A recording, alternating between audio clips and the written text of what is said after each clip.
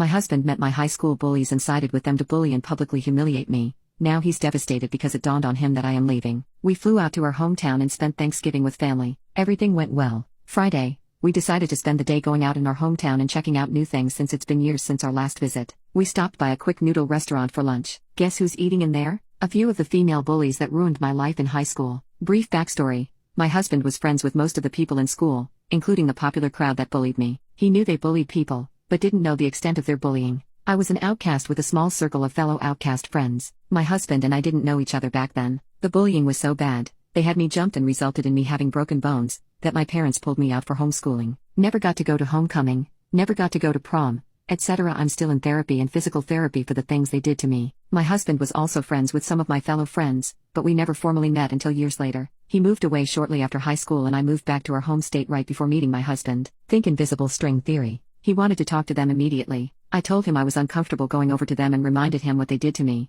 but he insisted and pressured me to go. They squealed when they saw him, leapt out of their chairs, and jumped all over him. I awkwardly waved and said hi to them. They immediately changed their attitude and were not happy to see me. They asked, "Why are you here and why are you following our friend?" I asked my husband if he could take over the conversation, but he refused, so I told them that my husband and I are here for Thanksgiving weekend. They made a snide remark, "Oh, well, where is he? The dirty stinky FT man with the receding hairline over there? Even he wouldn't marry you. You're probably making him up." I didn't want to entertain this, so I asked my husband if we could go. He refused and said I was being rude. These girls were insulting me right in front of him and he had zero interest in defending me. He's never done this before, so I told him I was going to order for us and walked away. They made nasty comments about me as I was leaving. I got our drinks and asked him, yet again, if we could find a table elsewhere. The girls said, "Why do you keep stalking him? He doesn't want anything to do with you. Go away, you stupid little troll." So I told him I'm getting my food to go because I don't want to spend another minute here. He said to the girls, "Oh, guess what she said about you," as we walked in. Then he proceeds to tell them about me, reminding him about the heinous things they did to me. They of course denied they did any of that, then swore I did those things to them. He said I was vile to torment his friends back in high school. I said, "I can't believe that you're acting like this,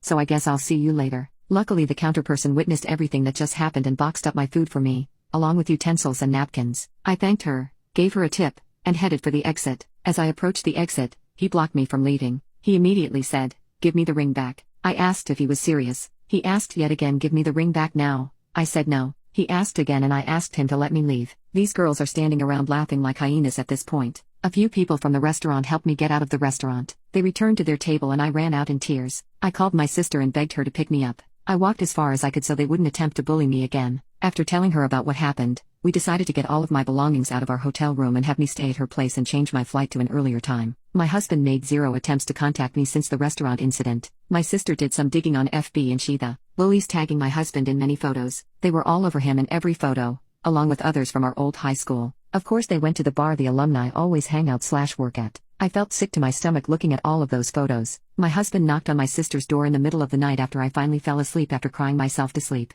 He asked if he could speak to me and that he effed up and needs to fix things. She sent him away. I woke up to missed calls and texts. I answered his call, asking him to give me space for the remainder of the trip and please respect my wishes. He said that I'm being dramatic and need to just listen to him. I got home on Tuesday. I made the impulsive decision to take temporary residence in our guest room an hour before he got home and somehow got most of my clothes, makeup and hair products, toiletries, etc. so I have zero reason to go back into the master bedroom. He got home late last night. I wasn't supposed to go back to work until next week, but I make my own schedule, so I decided to return today. I was hoping to avoid him this morning, but we crossed paths on my way out the door. He tried to hug me, but I rejected his advances and ran out the door. He yelled, "You can't avoid this forever," as I was heading to my car. He is right. I can't keep avoiding him forever. Him and I have never had any issues before the incident at the noodle restaurant. I don't know what to do. Our marriage has been perfect before this. No red flags at all. He was the only person I felt safe and secure with before the incident. The trust is completely gone and I no longer feel safe and secure with him. I don't think he will assault me or anything, but I cannot trust him to protect me and stand by me. What should I do? How would you handle this? Therapy? Divorce? Break? I don't know. I still love him so much, but I don't know if I should trust my current judgment.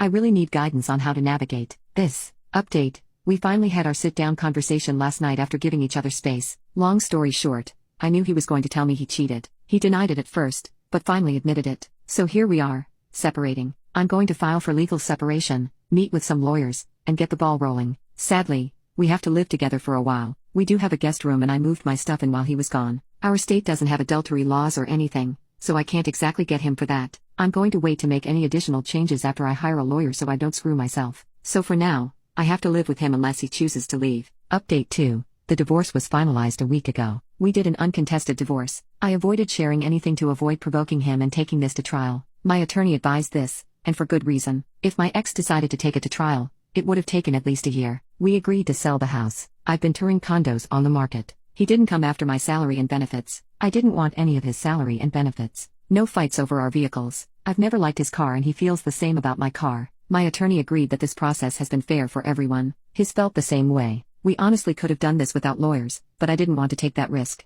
I wanted this over as quickly as possible and I'm glad things worked out that way. Our mutual friends sided with me, even though I've been saying they don't have to pick a side. I have no idea what I would have done without my therapist, attorney, friends, and family by my side throughout this mess. I kept my ring. I have no use for it anymore, but I don't want any of those girls to possibly have it. If he wants to put a ring on any of their fingers, he can buy a different ring. Call me petty, I don't care, but it would hurt if I saw any of them wearing my ring. I did get ahead of myself and date someone. For just under a month, he was also in a similar situation to mine, recently separated from his spouse due to infidelity and him being abused. Yes, he had proof and showed me things she said and did to him. Both of us realized we weren't ready for this yet and went our separate ways, but he's a great friend and we still talk. Yes, that's why I made a post asking for dating after divorce. I got a lot of backlash for that, but I needed to get myself out there at least once and I'm glad I did. It helped me move on. It helped the guy I was seeing as well and helped him learn to trust someone again. My now ex-husband found out about it and was devastated. In my state, you can date others while separated.